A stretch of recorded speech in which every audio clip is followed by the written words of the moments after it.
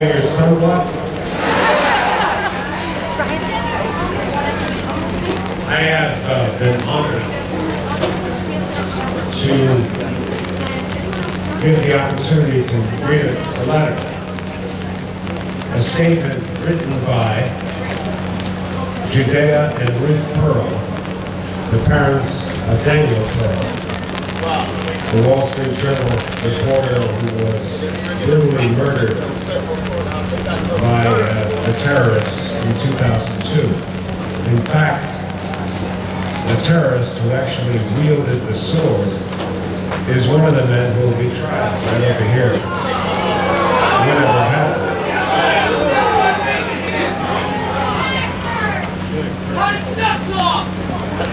This is from Judea and Ruth Pearl, written December 5th, 2009. Friends, on behalf of the Daniel Pearl Foundation, we wish to join you today in a call to reverse Attorney General Eric Holder's decision to try America's new type enemies in a New York federal court. We wish to add to your rally the perspective of our own personal tragedy, which in many ways has come to symbolize the depth of inhumanity that has swept our planet in the 21st century and the sense of urgency with which this planet is currently watching your rally in New York City. A rally that may very well hold the key to the future of open society. We who witnessed the darkest side of hell and have since spent every moment of our lives studying the anatomy of terror, we refuse to accept the strategy of normalization that Attorney General Holder's decision represents. I'm going to repeat that sentence. We refuse to accept the strategy of normalization that Attorney General Holder's decision represents.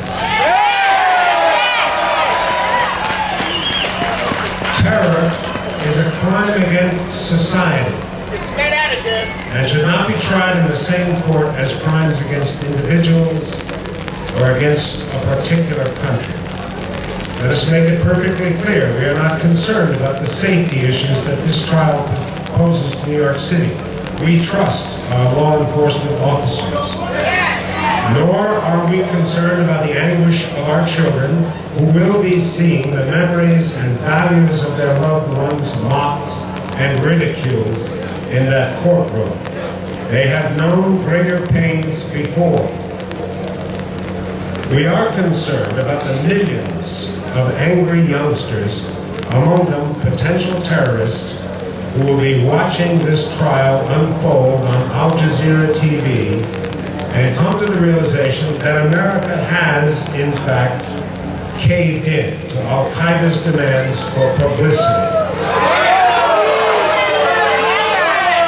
The atrocity of 9/11 and the brutal murder of Daniel Pearl are vivid reminders of jihadist terrorists craving to dramatize their perceived grievances against the West. Today, America has given these people an even louder megaphone in the best theater in the world, and thus signal to thousands of would-be terrorists that joining Al-Qaeda or other terror organizations is one way to obtain that megaphone. Keep the cameras out of court! We who have studied the anatomy of terrorism cannot accept the logic that terror has no country, that it cannot be defined, named, and fought with the same determination and creativity that civilized society has fought other existential threats since the invention of gunpowder.